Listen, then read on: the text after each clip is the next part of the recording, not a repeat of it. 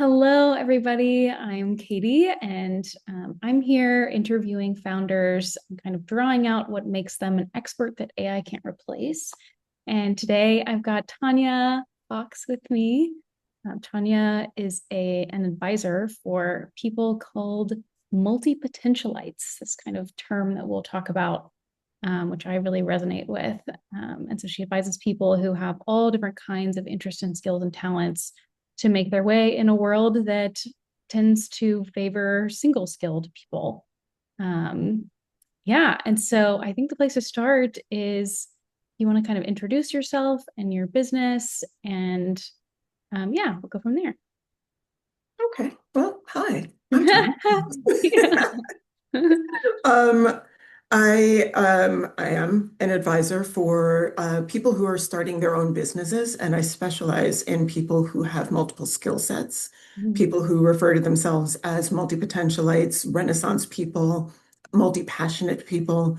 Um, and my particular specialty is bringing those things together under one umbrella so that they can practice all the things that they're interested in, but they can also move fluidly through things because people are not expecting and knowing them for one specific thing. Yeah, which sounds like such a relief to someone who's been told they have to just be one thing. Mm, yeah. And Amazing. you're right. We have this idea that we're supposed to know that one true thing in our lives. And it's paralyzing when you can't choose one. You Hmm. literally get paralyzed by choice. Hmm. Yeah. And so, And this whole idea that you have one purpose and it's one thing and it's an accomplishment that's somewhere way out in the future mm, just feels so onerous to like actually enjoying your life and expressing yourself. yeah. And we're very, very lucky to live in a time when being a Renaissance person is so accessible. Mm. It's not for just the billionaires who, and I swear up and down, I will die on this hill. Billionaires are not Renaissance people. They're people who pay Renaissance people to Yep, look good. that's true. Yeah. So, so I love that the average person can now say, I'm a this, this, this, and this, Hmm. and that people go, oh, that's fascinating, instead of, yeah, but which one are you really? Yeah. Yeah. I think that the kind of like this idea I've been playing it with of position yourself as an expert that AI can't replace. Like that sounds very catchy, but the gist of it is like if you're a human, you have more scope and facets to you than a single skilled cog or robot, you know? And how do you express all of those in a way that is really inviting to people? And I think Mhm. even the fact of having multiple facets is welcoming to other people. It's like give other people permission, you know? And Yeah. And it creates depth because you're yeah. drawing from all of these different places, as facets do give Mm-hmm. things depth. Mm-hmm. So I think with the idea that the agility that comes with being multi-passionate, multi-potentialite, and Renaissance person, um, that agility is what's going to protect a lot of people from being replaced. Yeah. Ooh, I love that. Okay, so let's talk about, we'll kind of go through the three stages. And the first one is like hard skills. So you have probably done a few things in your career as well. And kind of what were those practical skills and how have they all come together into what you're doing now? I like to refer to myself as I'm unmanageable as opposed to unemployable. Um, So a lot of my skills are actually soft skills. I specialized in soft skills and how to use empathy for copywriting, how to use empathy for customer service, etc. Um, so most of my skills come from there. Um, I did some copywriting for a while. I did translation for 10 years. And even with that, I couldn't help but bring in all of these other aspects of myself. And I spent an entire lifetime with two, three, four jobs at a time to have that variety. Yeah. And so, yeah, I'm a soft skill specialist and a hard skill. nothingist. I don't have Yeah. any hard You like you skills. collect them and you use them, but it's all coming from a place of your superpowers. So you mentioned empathy. What are some of the other ones? Um, Empathy is my number one. I believe that possibility and the ability to see possibility and opportunity is a skill that not everybody gets, but everybody can have access to. Hmm. Um, I absolutely love the fact that I'm able to see not just what my people want to create, but what people want created for them. And Mm-hmm. that middle ground where what you want to do and what people need out there meet. That's my happy place, besides chaos. Chaos is my other happy place. Interesting. Yeah. Because of the variety and the stimulation, because of all the raw materials. All of the above. Yeah. It's a happy place for a person who has the type of ADHD that I have. The chaos creates a very busy environment for me, so I can actually calm down. And Yeah. I was known at work for the more intense things got, the calmer I got, Hmm. to the point where people thought that something was wrong with me. It's funny. Because Yeah. I would just be like, okay, everybody, we're going to handle this and everything's going to be fine. They're like, when did you start talking like that? Yeah. Yeah. You don't Yeah. ever talk like that. I'm like, I do when there's chaos. Yeah. I'm like, I'm Pandora. I like let it all out. Yeah. Let all the chaos out. That's great. Yeah. And maybe even some kind of like empathy mirroring where everybody else is freaking out and you're like, oh, no, no, no. It's going to be good. We have everything we need now. Yeah. And generally speaking, I think we as humans are able to, because whatever is getting chaotic for somebody else, we don't have stakes in that. Hmm. So it's a lot easier to stay calm because our livelihood or our reputation or whatever is not dependent on it. Hmm. And we're able to see what the actual issue is instead of dealing with the emotion of the issue. Yeah. Yeah. Which is probably why you're able to help people who have a lot of different variables and they're kind of inside the jar. Look from the outside and say, like, here's all a few different paths and which one feels good. I like to call it brain confetti. And so you've got 1,000 colors going on in your head, and everybody wants you to sort those colors. Hmm. But confetti is never sorted. Yeah.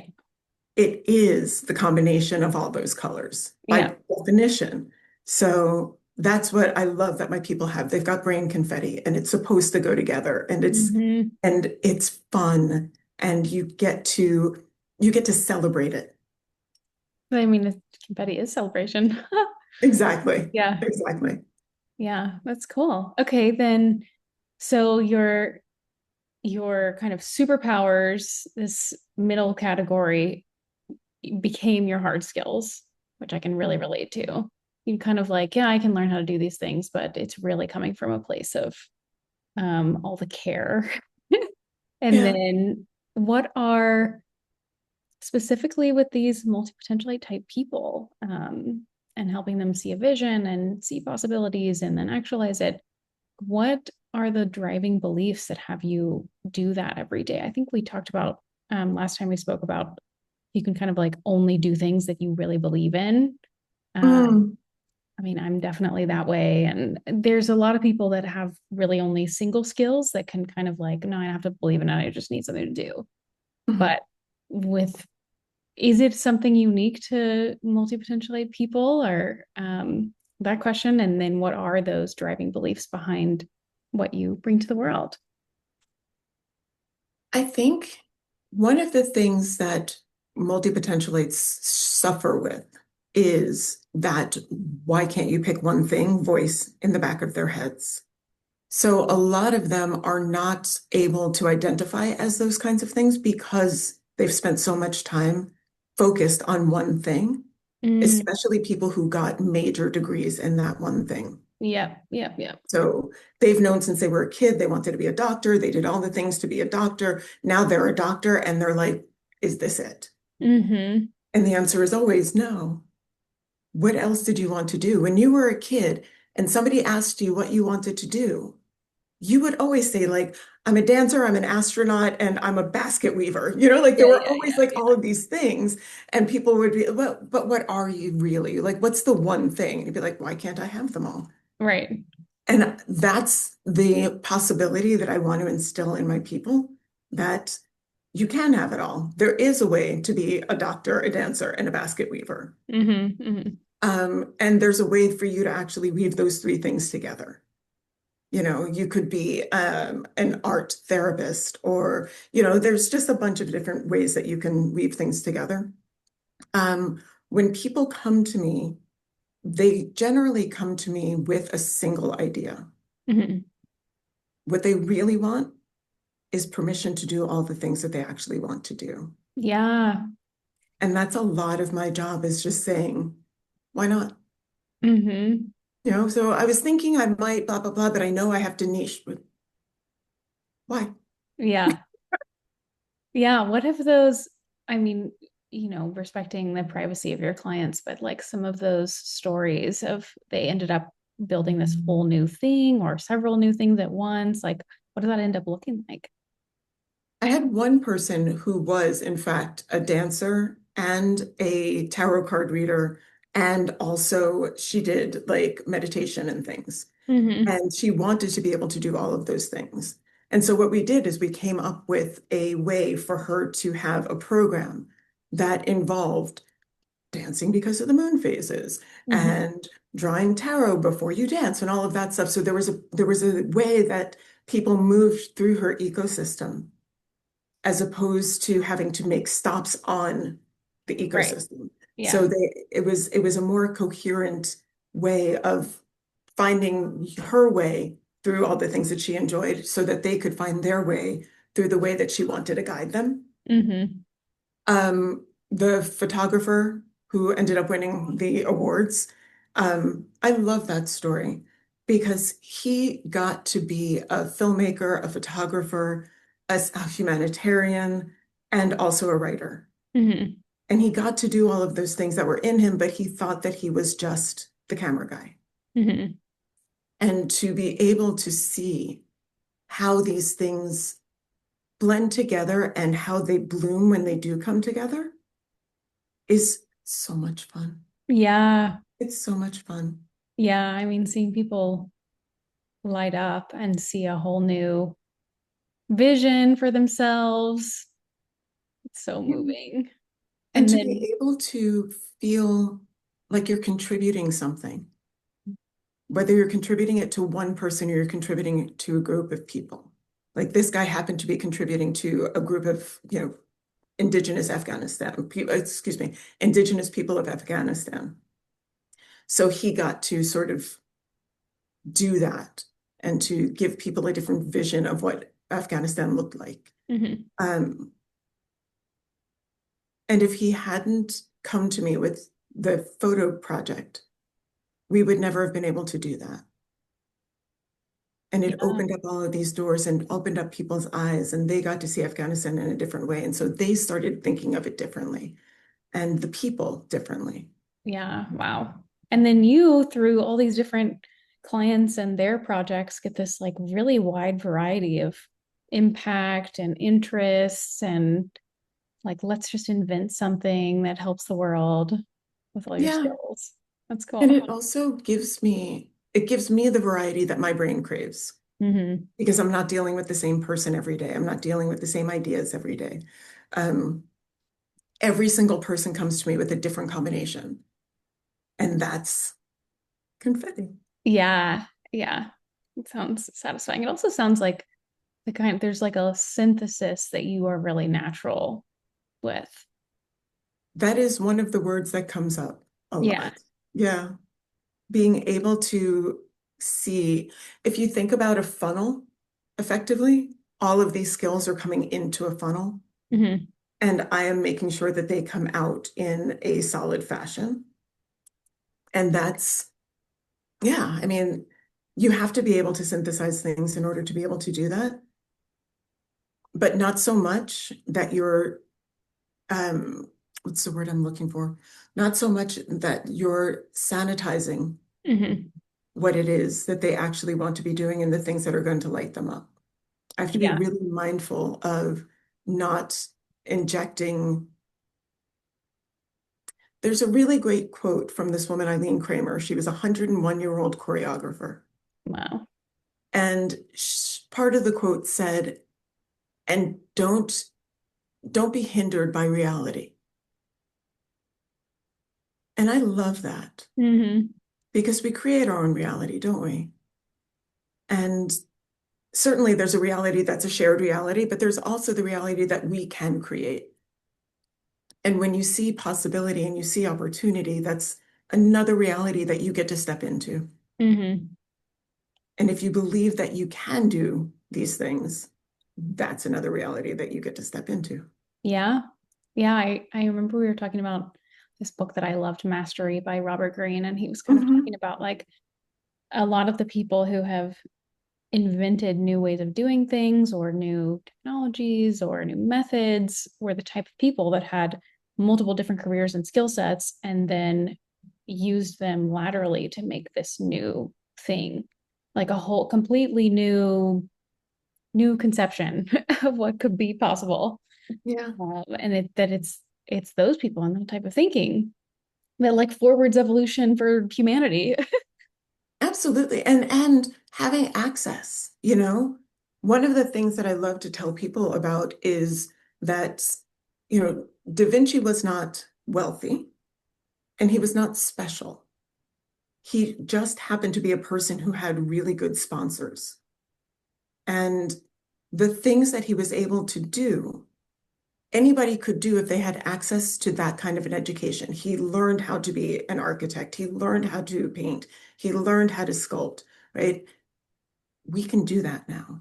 Hmm. There are so many platforms that will teach you everything you need to know. You want to be a coder who codes musical, apps?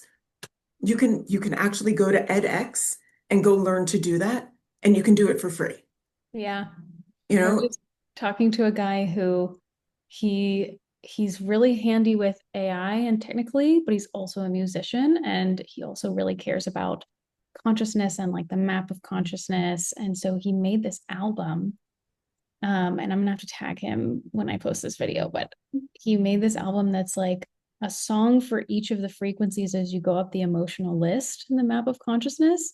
And he did it using his kind of like AI technical skills. And it's like this really cool blend of like passion for music and helping people grow with made possible by technology, And I'm like, okay. There are good uses for AI, like yeah, I think when it comes to AI and multipotentialites in particular, one of the things that they're going to be able to do is they're going to figure out ways. One of the soft skills, one of the essential skills. I like that Seth Godin calls soft skills essential skills, and I like that. nice. I do too. And creative people have heightened empathy. They have heightened emotional intelligence. And one of the things that you'll find is that they don't want the technology to supplant what it is that makes what they're doing effective for humans. Mhm. And they're the ones who are going to put the brakes on a lot of things. Mhm. They're the ones who are going to say, yes, we can use this. And also, here's how we can use it benevolently. Yeah, but ethically and benevolently. Yeah. And obviously, the companies that are creating these things, it's in their best interest for us not to use them that way. That's what they want. Mhm. But the more of us that use it ethically, benevolently, creatively, in ways that help, the more it'll learn how to be that kind of assistant. And to be honest, I worry about jobs. I worry a lot about jobs, and I worry a lot about people who have jobs that absolutely will be replaced by AI and other technologies. And I wish I would really like for them to know that there's possibility in the periphery for them. Yep. Yeah, that's kind of been my message is that like, hey, you know, belonging and connection and relationship have always worked in the marketplace. Now, bringing more of yourself may be the only option because single skilled jobs are more replaceable than these kind of like jobs with a synthesis of multiple skills and talents and emotional connection and uh you know those invented roles and even like basic roles but with a much more relational and expressive component are that's kind of where we're probably going to go as Mm, regular jobs get replaced. And so yeah, that's my whole helping people position as an expert that AI can't replace. It's like, hey, now you have permission to bring more of yourself into it. And that actually is your survivability guard, as things mhm, change. mhm, Um, and I mean, I've been doing it for myself over the past few years as like a painter and a copywriter, which artwork, yeah, well, I don't necessarily think it's replaceable by AI, but copywriting, like eventually the writing, it'll get okay about it. mhm. And so it's been this like, okay, well, belonging and humanity and connection and listening and conversation, like those are things that are just going to be more valuable. And so I like help people bring that out for themselves when they're in the midst of this, like, oh my gosh, I'm not going to be useful anymore, which means I'm not going to have value anymore, which what does that mean about my worth? And like, it's a whole transformation. So I agree with you, this message that like, yes, everything's shifting, but the opportunity is there's more of you that can Mm. come to the table and really be met with um, like opportunity Yeah. now. Mm-hmm. And for people who are really, really good at reading other people or picking up on social cues and things like that, those are the things that AI is never going to be able to do in our lifetime. Let me have the caveat there that in our lifetime, Yeah. it's probably not going to be able to pick up on social cues and things like that. So people who do have single skill or a 1-2 sort of thing, um, will always be able to say yes, but, right? That human touch is still needed in order for AI to do what it does. Mm-hmm.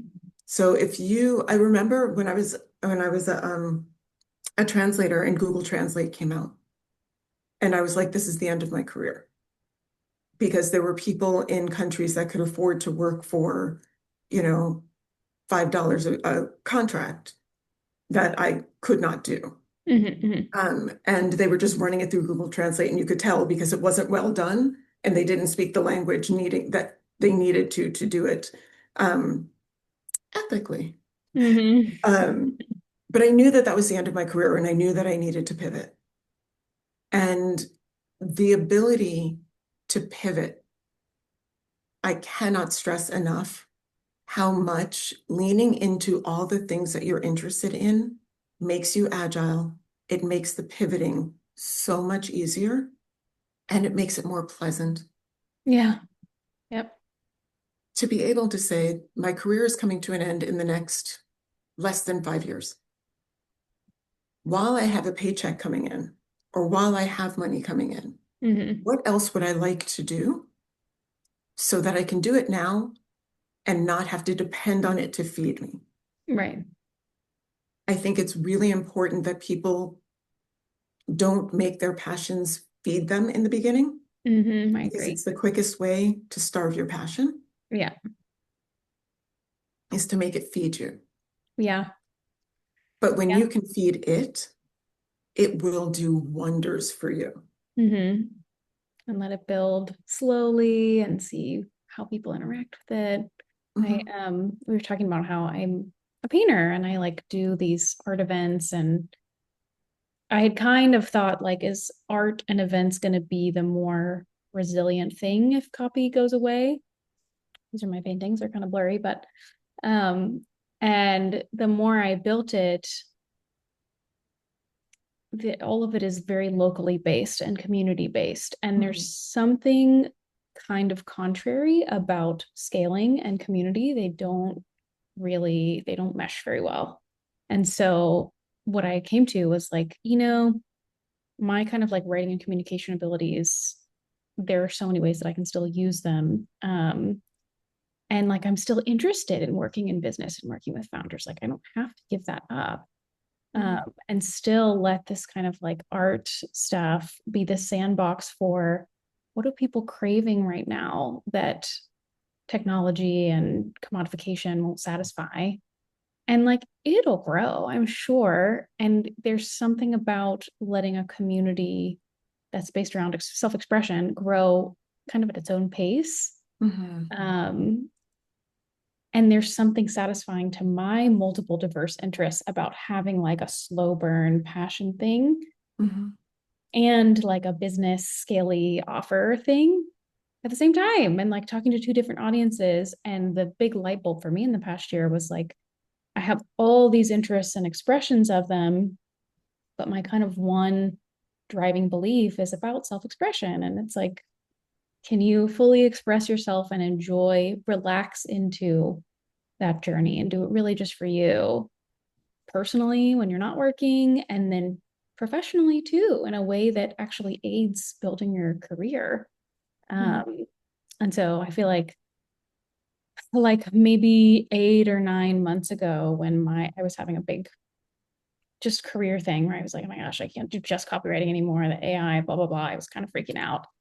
And it took me a long time for having a lot of conversations with people who are good listeners like you are to say, like, well, people really like when you just express yourself, saying it in all different kinds of ways. And then being like, what if I had one thing, that's it. But the way that I bring it to the world is like all these different ways. Yes, Mm, that's exactly it. That's yeah. exactly it. That's the beauty of having that umbrella, right? Is Mhm. that you are the brand. So any product that you create is harmonized by it being centered by you. You Yeah. are the nucleus, right? And if I can say so, I can see your thing scaling in the way that like Creative Mornings scaled, Oh yeah. where Good. it scales because people are interested in hosting Hmm. based on what you've created. Yeah. That would be cool. It would also be so satisfying to give something away. Like go and run with this. Yeah. you know? But you are creating something that really feels like it has the ethos of local. So when it grows, the people who take it over will also have the ethos of local, Yeah. I would love right? to see that. And And I've seen a so, few examples of things like that that really were able to keep that spirit to them, um, and weren't like an investment based app that just turned into like very shallow single connections over a bunch of cities. mm, Seen both. mm. Yeah. But you get to decide how it Right. diffuses and how it disseminates. Yeah. So you're creating the ethos as well. Hmm. Yeah. That's one of the things about the events is if you can create an etiquette for people, um, it will catch, and then it will kind of like move beyond the rules, or just your hosting voice. Mm. Yeah. Let I'm me excited for it to come to Canada. go to Canada. Not in the Mhm. winter, No, summertime vivid summer only. parlors. Summer Yeah. only. No, we're not doing the very cold parlor. Yeah. I mean, unless there's like actual ice castles, have you seen those? The like sculpture of a castle, and you just have to like wear 8 parkas. Yeah, they do That them could be during cool. Igloo Fest here, and they serve you drinks in ice shot glasses. Oh my gosh. Okay, that'd be cool. I would go for like a day and like be cold for art for a day and then like go. I think that's a good idea. Or just stay inside for the rest of the time you're here. Yeah, yeah, yeah. They'll deliver poutine, don't worry. Poutine. Nice. Well, let me see if I can wrap, in the way that you just did so kindly for me. Um, that you are, like we said at the beginning, an advisor for multipotentialite people to kind of bring a vision of many of their skills into their actual life. And you're really good at seeing possibility and kind of almost like getting on the same wavelength with where their heart wants to go and Mm. saying it back to them in a way that gives them action steps. Um, and you do that because you believe that people, no one should have to be put in a tiny little box or just a single lane, especially if they have so many interests and they're a Renaissance person. And then, in fact, that's the superpower that can um, help them have the greatest impact on their world. Mm. Fair. That's amazing. That is amazing. Will That be feels in the very good. recording for you. Yeah. Yeah, that feels really good. Yay. I love that. Yeah. I also want you to kind of share, like, for the people who resonate with this idea of, oh, maybe I am a multipotentialite, I don't know, but I also am struggling with this question of like, why do I have to do one thing? How can they get in touch with you and kind of engage with what you do? I am WTF on all the socials. So I'm with Tania Fox on all the That's socials. great. And my website is taniafox.com. So I am a person who loves to have coffee with strangers. So I'm really happy when people book a coffee call and just say, like, this is what I'm thinking. And I'm like, cool, here's what we can do about that. Great. I just really enjoy hearing people's stories and having coffee. Yeah, beautiful. Okay, that's easy. TaniaFox.com. Um, Amazing. And then usually I like to do what is kind of your no gatekeeping main takeaway advice. And you've given a lot of it actually throughout this call, like this piece and this piece and this piece. But if there's anything else, we'll make space for that too.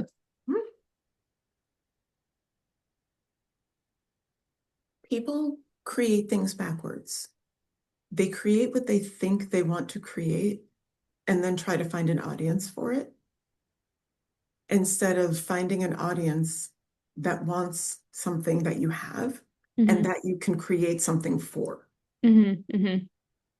And so if you already know that you want to serve tote bag wearing whatever hipsters are now, so now you know who it's for and what you want to do, and you happen to be somebody who's ecologically, you know, inclined, or you're a foodie or whatever, now you know that you can serve these people with tote bags and with the things that you want to put inside the tote bags. Mm-hmm.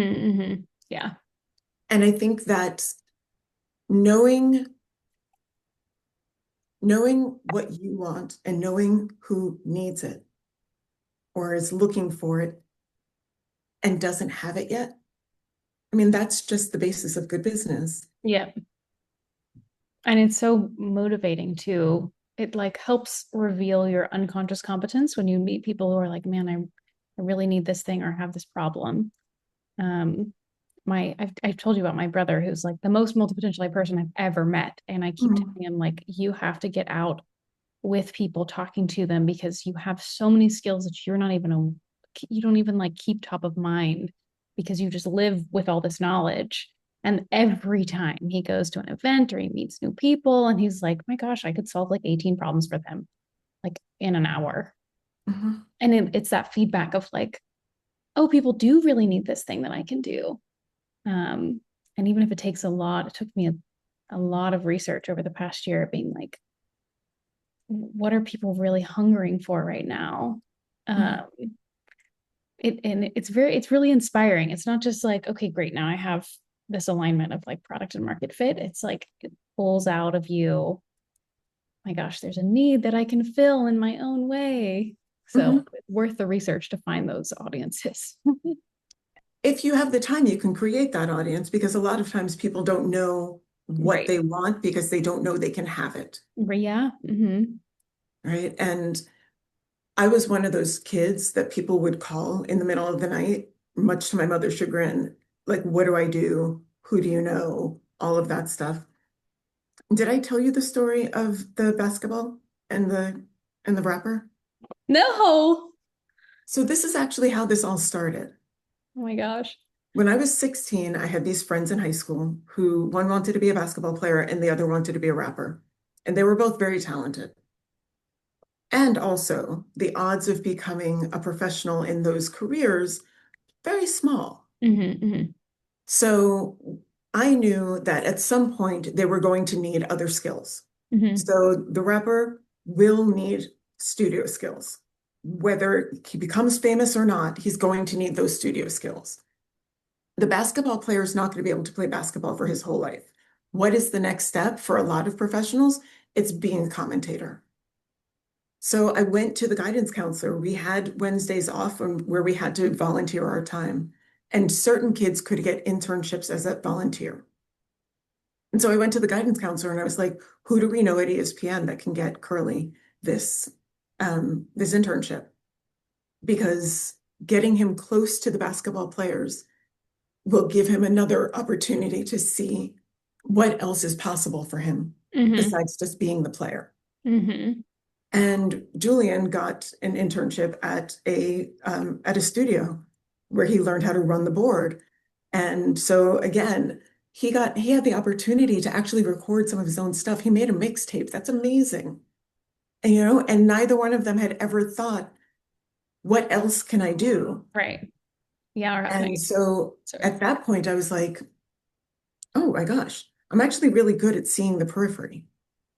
And then about 15 years ago, a friend of mine came to me and he had a project and he was like, what do I do with this? And I was like, this is what you do with it. You put it over here, you do this, you do that, da da da da. And then he wound up winning the awards and all of that stuff. And I was like, this is what I want to do. Hmm. I get to be the unusual career fairy godmother. Fairy godmother. That's what I was thinking. Yeah. Yeah, I get to be the person who gets to say to you, yes, this is possible, and here's how. Hmm. And I Was like to that the joke rapper around and the with basketball? Was that high school or that college? was high school. Wow. Yeah. Yeah. And then I said, when I grow up, I want to have a business called The Big Idea. And that's all I wanted to do was people come to me and they say, this is what I want to do. And I go, okay, here's how you can do that. Having no concept of consultants yet. Like, I thought I made up a career. Yeah. Yeah. Yeah. I mean, But make the career of making up careers. yeah, I mean, and that's the time that we're in.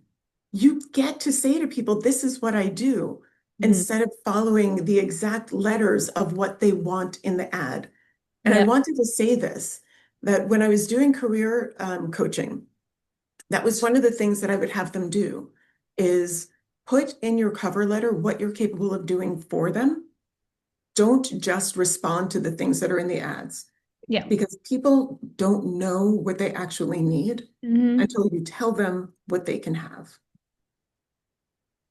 Yeah. So so that's that's how I get to have the job of my dreams. Yeah. Woo. I love that. Yeah, it's my job. It's super My exciting. job is to make your job. Yeah. Yeah. And now's, like you said, now the time, now is the time for it. Yeah. Cool. Well, I think that's perfect. The perfect conclusion. You can have your dream job. Tanya can help you come up with it, and then also know what to do in the how. Yeah. And so, yeah, thank you so much for sharing all of these things. And I hope as many people, if anyone's listening, get as interested in multipotentialites as I have. It's just sent me on a whole rabbit hole. I'm like talking to everybody about it. And they're like, Katie, I can't, what is this 18 syllable word? And I'm like, try it, try it, try it. I have to give you the paperwork.